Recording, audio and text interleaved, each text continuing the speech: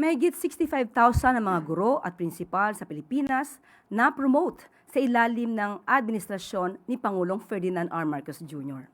Patuloy ang pag-iikot ni Pangulong Marcos Jr. sa Pilipinas upang personal na masaksihan ang promotion ng mga guro at prinsipal sa ilalim ng Expanded Career Progression o ECP system na pinapatupad noong 2022 pa. Kaninang umaga, personal na nasaksihan ng Pangulo ang oath-taking ng 2,121 teachers at principals sa Eastern Visayas na ginanap sa Tacloban City Convention Center. Ayon sa Pangulong Marcos Jr., asahan ang mga guro at principals na marami pa sa kanilang hanay ang mapopromote sa darating na buwan.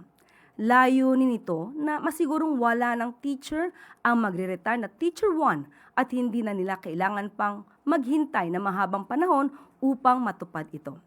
Libo-libong non-teaching positions din ang binuksan upang mabawasan ang admin task ng ating mga guro at principal.